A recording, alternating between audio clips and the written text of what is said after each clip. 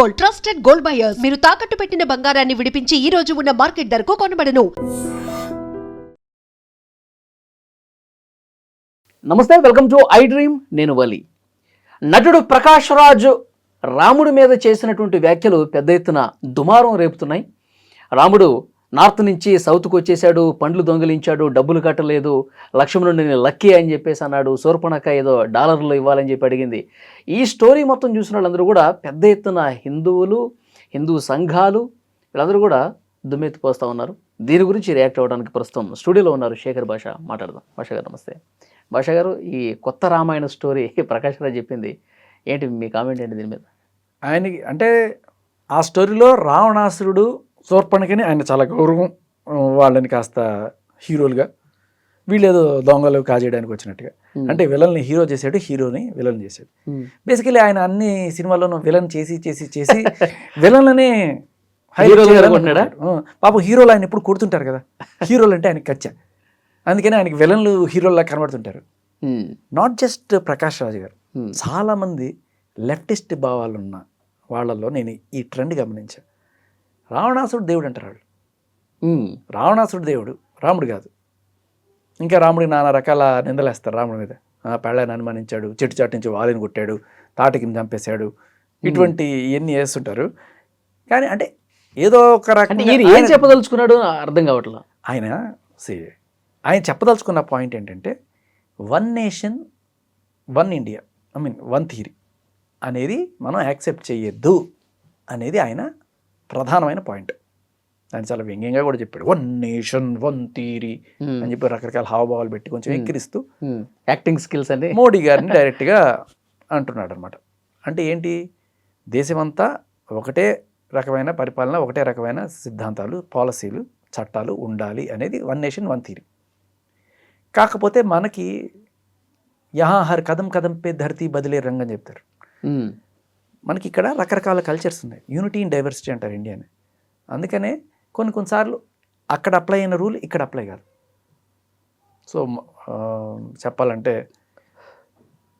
కొన్ని areas like Nagaland అటు side పోతే ఒక్కొక్క మహిళ ఇద్దరు ముగ్గురిని పెళ్లి చేసుకునే ఇది కూడా ఉన్నాయి, చేసుకోవచ్చు వాళ్ళకి అఫిషియల్ అది.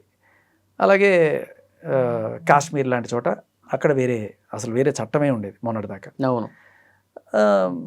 అలా ఫెడరల్ అంటాం దీన్ని. అంటే ఒక్కొక్క రాష్ట్రం వాళ్ళకి సంబంధించిన చట్టాలు వాళ్ళు చేసుకునే హక్కు కల్పిస్తూ ఆ ఫెడరల్ గవర్నమెంట్ అనేది ఆ స్ఫూర్తి తీసుకొచ్చారు.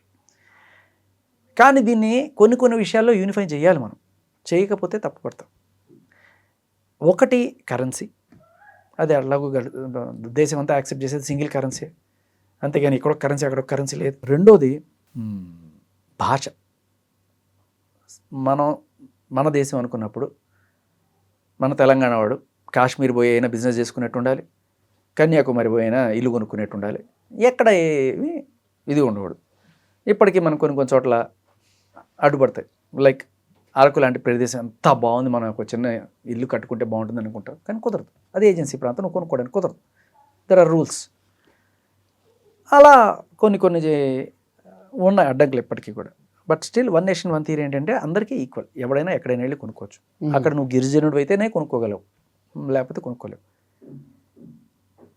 ఇప్పుడు ఈ సిద్ధాంతాన్ని చాలా వరకు తీసుకొస్తున్నారు మోడీ గారు. ఇది ఎస్పెషల్లీ లాంగ్వేజ్ విషయంలో ఈయన అపోజ్ చేస్తున్నాడు ప్రకాష్ రాజ్.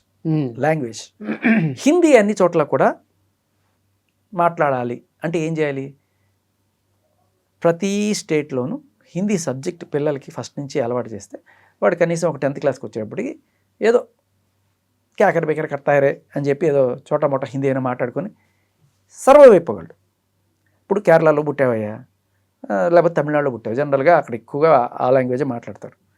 సపోజ్ ఏదో పని మీద వీడు సెంట్రల్ గవర్నమెంట్ ఉద్యోగం వచ్చింది, వీడు ఎక్కడికో పోతాడు, ఢిల్లీనో పూనానో ఎక్కడో పోతాడు.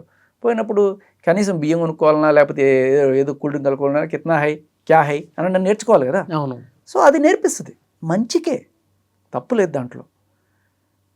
అసలు సబ్జెక్టే ఉండకూడదు, హిందీ తీసి అవతల పడేయండి, ఇది మాది. ఇక్కడికి వచ్చిన బయట వాళ్ళు కూడా మలయాళం నేర్చుకొని మలయాళంలోనే సంభాషించాలి. అది కొంచెం అభిమానం విపరీతమైపోవడం అనమాట. అసలు కంప్లీట్గా హిందీని బ్యాన్ చేయాలి. హిందీ అనేది ఇక్కడ కంప్లీట్ అపోజ్ చేస్తారనమాట వాళ్ళు. వాళ్ళని ఏదో మాయ చేసి వాళ్ళని ఏదో కాజేయడానికి వచ్చినట్టుగా చూస్తారు. బ్రిటిష్ వాళ్ళు వచ్చేసి మనల్ని ఎలా అని. సరే ఇంగ్లీష్లో కూడా మాట్లాడుకోవచ్చు, తప్పలేదు. కానీ వన్ నేషన్, ఒక యూనిఫైడ్ లాంగ్వేజ్ ఒకటి ఉంటే కమ్యూనికేషన్ బాగుంటుందనే ఉద్దేశంతో పెట్టారు ఇది. ఈయన ఏమంటాడు, ఆయన కేరళలో ఇచ్చిన మీటింగ్ అనుకుంటుంది. ఇక్కడ కేరళకి ఎవడొచ్చినా వాడు మలయాళం నేర్చుకొని మలయాళంలో మాట్లాడాలి, అంతేగాని వేరే లాంగ్వేజ్లో మాట్లాడకూడదు. ఏమంటారు అనగా అక్కడ ఉండే వాళ్ళందరూ కేరళ వాళ్ళగా ఏం చప్పట్లు కొడతారు. అరే ప్రతి చోట కొంత మైనారిటీ ఉంటారు, అక్కడ కొంతమంది హిందీ మాట్లాడేవాళ్ళు ఉంటారు కదా. వాళ్ళు రాక మలయాళం రాక లేకపోతే నేర్చుకోలేక ఇబ్బందితోనూ వాళ్ళు వెళ్ళి హిందీలో మాట్లాడితే వాడు కొట్టికి పట్టుకొని చంపారు కదా.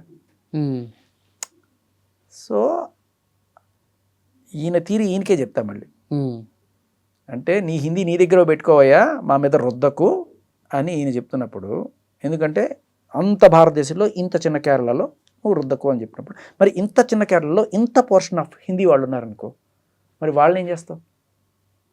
సో ఈ డామినేషన్ తోటి నువ్వు వీళ్ళని తొక్కుతున్నట్టు కదా. అంత పెద్ద దేశంలో ఈయన నన్ను తొక్కుతున్నాడు అనుకుని నువ్వేమో వీళ్ళని తొక్కితే అది తప్పు కదా. సో అది సదుద్దేశంతోనే చూడాలి. కాకపోతే ఏంటంటే ఎడ్డే ఉంటే తెడ్డాం, నువ్వు రైటు నేను లెఫ్ట్, నా భావజాలం ఇది, నువ్వు ఏమనంటే దాన్ని నేను తొక్కుతా. అంటే ఆయన చెప్పదలుచుకుంది స్ట్రైట్గా చెప్పకుండా రామాయణాన్ని తీసుకొచ్చి మహాపురుషుడిని తీసుకొచ్చి, అందుకే ఏమంటారంటే చెప్పాల్సింది చెప్పకుండా ఏంట్రా మాకు రామాయణం అంటారు కదా. అందుకే రామాయణమే చెప్పాడు ఆయన. ఇప్పుడు ఆయన చెప్పిన మాట ఇది బేసికలీ. అదే కాంట్రవర్సీ అయితే తీసుకోండి, నచ్చకపోతే తీసుకోకండి.